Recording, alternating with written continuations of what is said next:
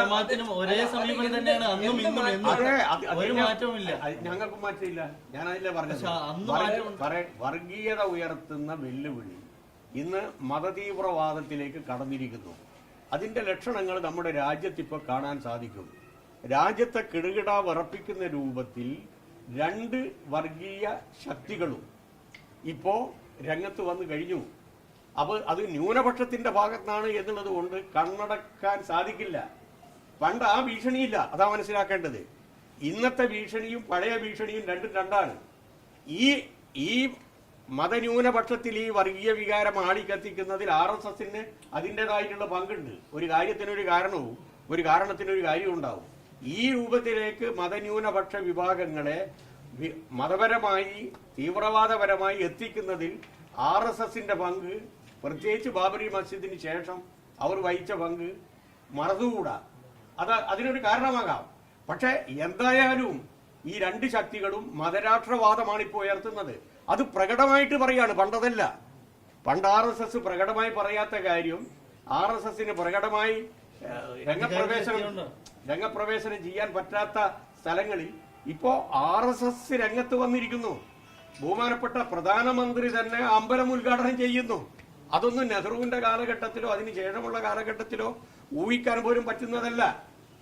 അതിനെ എതിർക്കാൻ ഒരു രൂപത്തിലും മതന്യൂനപക്ഷ വിഭാഗങ്ങളിൽ നിന്ന് വർഗീയമായി ഭീകരവാദപരമായ ചിന്താഗതി വരുന്ന സമയത്ത് ഒരു മതേതര പാർട്ടി എന്ന നിലയിൽ ശക്തമായ നിലപാടെടുത്തതായിരുന്നു ഒരു ഘട്ടത്തിൽ കോൺഗ്രസും ഒരു ഘട്ടത്തിൽ മുസ്ലിം ലീഗും മതസംഘടനകളും.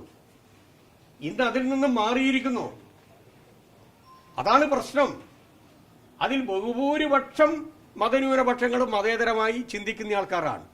പ്രത്യേകിച്ച് മതന്യൂനപക്ഷ വിഭാഗങ്ങളിലെ പ്രധാനപ്പെട്ട മതസംഘടനകൾ ഇതിനോട് യോജിപ്പില്ലാത്തതാണ്. അപ്പൊ സ്വാഭാവികമായി ഈ ആപത്തിനെ മതസംഘടനകൾ തന്നെ തിരിച്ചറിയുന്നുണ്ട്. അപ്പൊ അതിനെ ശക്തിപ്പെടുത്തുക എന്നുള്ളതായാണ് ഞങ്ങൾ സ്വീകരിച്ചത്.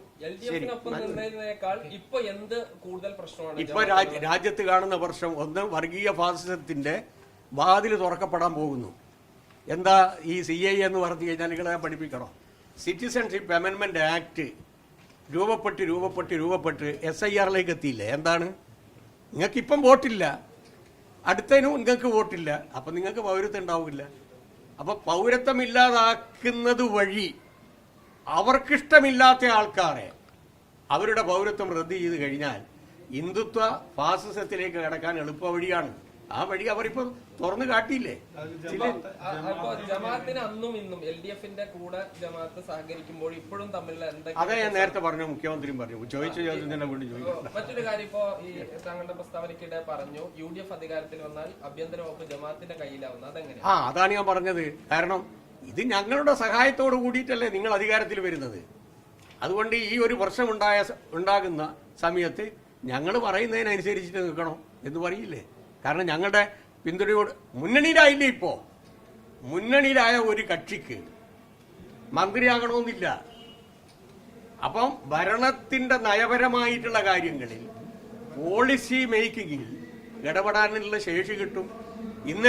ഇന്നലെ വരെ വരാത്തൊരു വിഭാഗം ഇന്ന് രംഗത്ത് അല്ല, അത് RSSന്റെ സ്വാധീനം ഇല്ല എന്നുള്ളത് ഈ കഴിഞ്ഞ 10 കൊല്ലം തെളിയിച്ചല്ലോ ഞങ്ങൾ. ആനിരാജൻ ഏത് രാജ പറഞ്ഞു കഴിഞ്ഞാലും വർഗീയതയുടെ ഏതെങ്കിലും ഒരു ലാഞ്ചന ഉണ്ടായോ? ഇവിടെ തന്നെ ഒരു വർഗീയ കലാപത്തിന് നേതൃത്വം കൊടുത്ത ഒരു ഘട്ടത്തിൽ പോലീസ് മണത്തറിഞ്ഞല്ലോ, അവിടെ തന്നെ നിർത്തിയില്ലേ?